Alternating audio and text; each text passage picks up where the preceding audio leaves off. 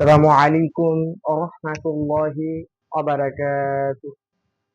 আমি আপনাদের মাঝে একটি ওয়াজ শোনাবো ইনশাআল্লাহ। তো আপনারা একটু ওয়াজটা মন দিয়ে শুনবেন। আমার আল্লাহ রাব্বুল আলামিন বললেন, পৃথিবীর মানুষেরা, তোমাদেরকে কত সুন্দর করে বানাইলাম, তোমাদের কত সুন্দর করে বানাইলাম।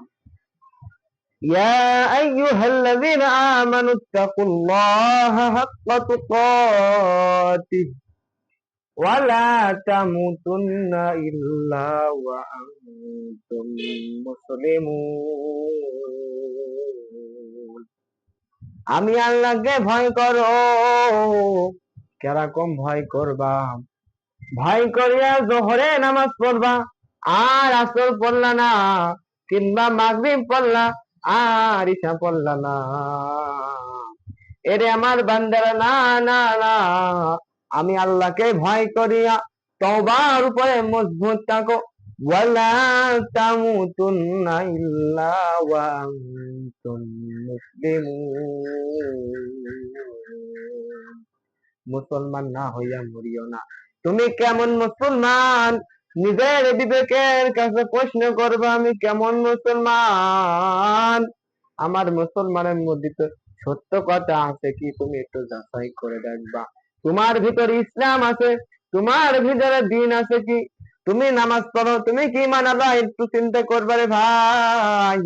আল্লাহ রাব্বুল আলামিন বলল, যদি তোমরা আমল নিয়ে কবরে আসতে পারো, ইন্নাল আবরারা লাফি নাঈম ওয়া ইন্নাল ফুজ্জারা লাফি জাহিম। যদি নেক নিয়ে আসো তাইলে হবে তুমি জান্নাতি, আর যদি গুনাহ নিয়ে আসো তাইলে তুমি হবে জাহান্নামী। এ ভাই, একবার যদি তুমি জান্নাতি হয়ে যাও, ফিহা খালিদুন,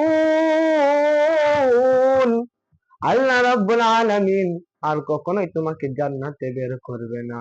এই জন্য বলি ভাই, এখনো সময় আছে, আমরা সকলে আল্লাহর দিকে যাই, আল্লাহর প্রেমে পড়ে যাই, আল্লাহর গুণগান করি ভাই। সত্যের পথে থাকবো, মিথ্যার পথে থাকবো না। আল্লাহর গোলামি করব, কারণ আমরা তো আল্লাহর গোলাম। কারণ আল্লাহ রাব্বুল আলামিন বলতেছেন, ওয়ামা খলাকতুল জিন্না ওয়াল ইনসা ইল্লা লিয়াবুদুন। আমি মানুষ এবং জিন জাতিকে সৃষ্টি করেছি একটা মাত্র উদ্দেশ্য, সেটা হলো আমি আল্লাহর গোলামি করার জন্য ভাই। আল্লাহ আমাদেরকে গোলামি করার জন্য সৃষ্টি করেছেন।